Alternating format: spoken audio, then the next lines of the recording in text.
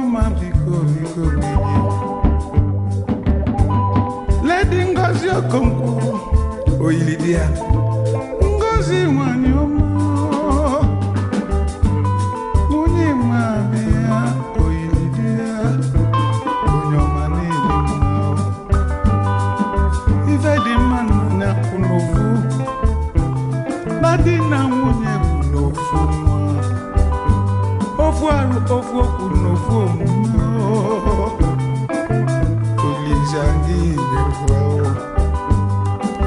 ezigbo mmadụ adịrị ofecha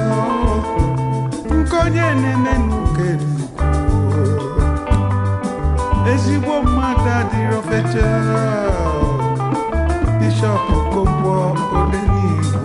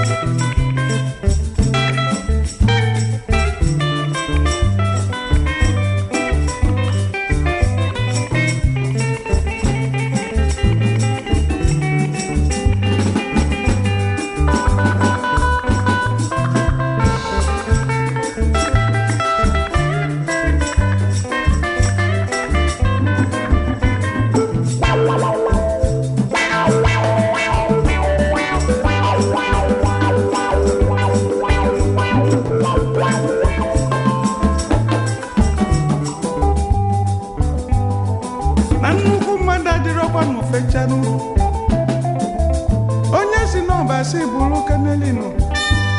ife na-eme n'ọfịalụ n'arụ mana onye bụ ibu makwa na-ebu na anyị nne ya ibu ụwa n'obu kanụ onye ọ dịrị mma ọnụ ego n'inu mana ife onye na-eme n'ụkọ na Bishop Okonkwo ọnụ obere nwa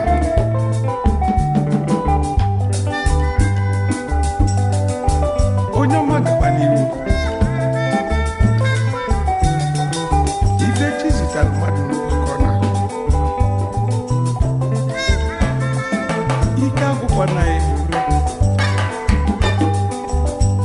ma Chukwu kere naanị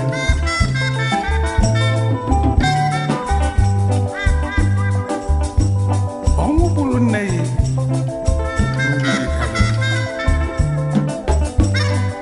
na nwa ga-akpa nne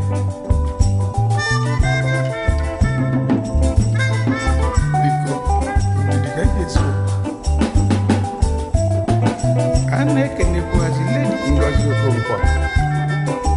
oyiri di ya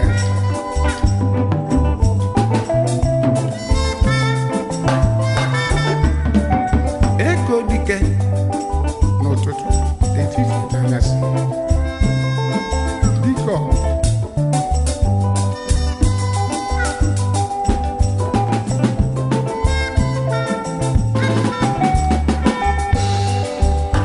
Ima Bishop Okonkwo obere nwa Odenigbo ezigbo mmadụ adịrị ofecha Bishop Okonkwo Odenigbo ezigbo mmadụ adịrị ofecha nke onye na-eme n'ụka ejekwu maka ya ezigbo mmadụ adịrị ofecha Bishop Okonkwo Odenigbo ije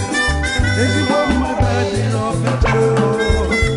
nke onye na-eme n'ụka ejekwu ezigbo mmadụ adịrị ofecha Bishop Okonkwo Odenigbo ezigbo mmadụ adịrị ofecha nke onye na-eme n'ụka ejekwu ezigbo mmadụ adịrọ fecha Bishop Okonkwo Odenigbo ezigbo mmadụ adịrọ fecha Bishop Okonkwo Odenigbo ezigbo mmadụ adịrọ fecha Bishop Okonkwo Odenigbo ezigbo mmadụ adịrọ fecha Bishop Okonkwo Odenigbo ezigbo